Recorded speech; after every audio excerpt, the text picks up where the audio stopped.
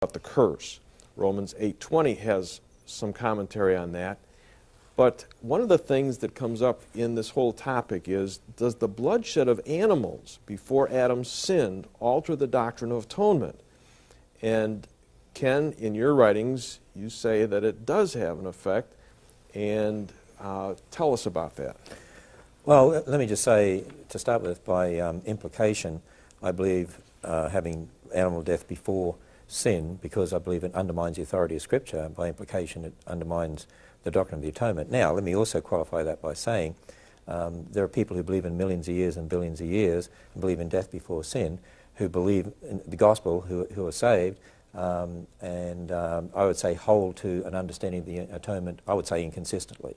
So I'm not saying that therefore they're not Christians. Well, I appreciate both those qualifications, but then, Dr. Kaiser, are you undermining the gospel, and are you inconsistent in your interpretation of Scripture? John, now, I hope that you don't accuse me of that. I was being a good boy. No, I really don't see it.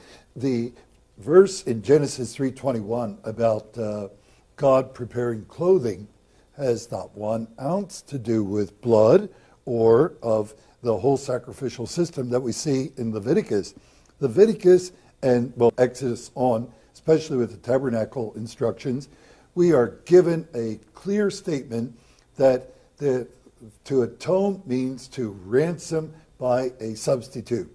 And the life of the flesh is in the blood, and therefore there must be a substitute. But the thing that always was difficult is, how could an animal be a substitute for a human being? They did it, and they had to do it over and over again.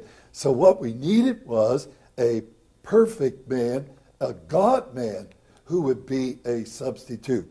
So Leviticus is so clear on that, and that's what it really wants to get about. But to put it back and to say, well, God had to kill the animals in order to get clothing. But look, again, hang with the text. The text says God was interested in clothing them. They were naked. It was nakedness that was the problem.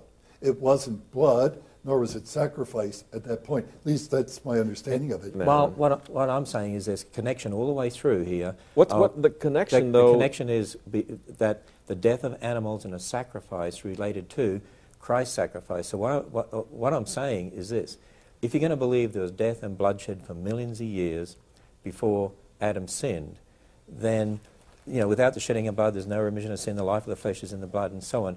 It takes away from an understanding that death was a penalty for sin. In fact, when the Israelites had their sacrifice, they were told, you shall kill. What a dramatic thing, because death is a terrible thing, and so you shall kill. Yeah, but here's the thing that I think there are people in our audience are having a problem with, is the fact is that you're saying that animals couldn't have died before Adam and Eve were created, because somehow this is attached and it would affect the doctrine of the blood atonement, which the verse you just cited in Hebrews said the blood of bulls and goats, it couldn't take away the sins.